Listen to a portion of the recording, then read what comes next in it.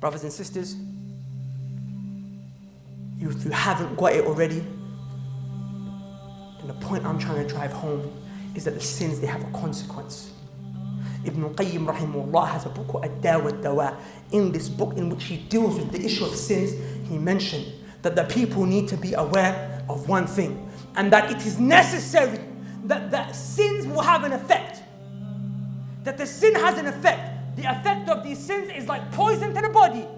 The poison harms you, right? The sin will harm you. Pain will come your way. Destruction will come your way. And then he goes on to mention, is there anything else that caused our parents Adam and Hawa to be removed from Jannah, from the splendors and pleasures of paradise, except that they sinned? Is there anything else that caused Iblis, who was in the company of the angels, to be removed and cursed by Allah and to receive the anger of Allah, except that he sinned? He said, is there any other reason for which Allah drowned this entire world to the point where the water reached to the top of the mountains and rain came down for 40 days at the time of Nuh alayhi salam, except it was due to their sins? Is there any other reason why Allah sent a wind that destroyed and flung the people of Ad over onto the floor and destroyed their buildings and their dwellings, except that they sinned? Is there any other reason except for which why Allah sent a screeching scream to the people of Thamud that was so sharp,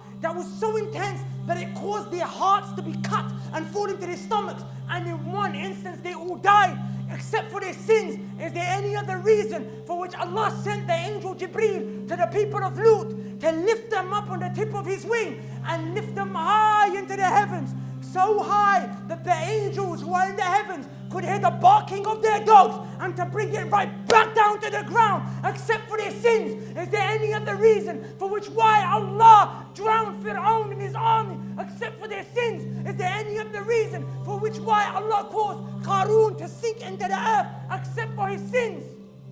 There is no other reason any punishment or calamity came to these people except it was due to their sins.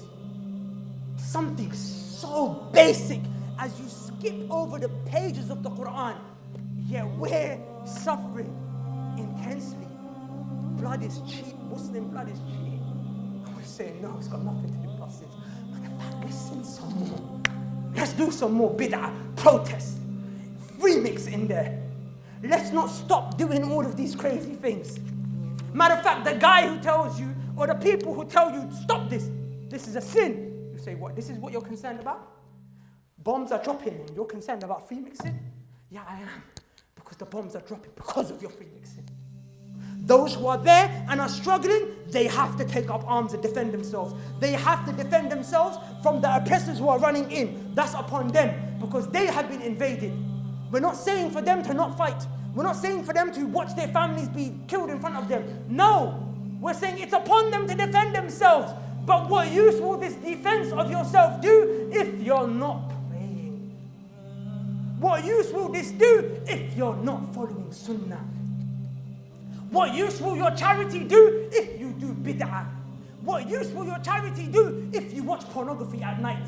To conclude, my beloved brothers and sisters, how long will this victory take? How long will it take? Lut alayhi salam, who was a messenger of Allah, a prophet of Allah, he found that his people oppressed him. They were outside of his house, on his door. They trapped him in. He is inside the house on that day, and there are some angels of Allah that are with him. He looks to these angels. If only I had a strong family that could help me right now. The angels look at Lut and they say, Lut, don't worry. Pay attention. They say, Lut, don't worry. They said, these people, they're going to get what's coming to them in the morning. Their appointment is in the morning. And then they said, Alaysa subh biqarib. And is the morning not close?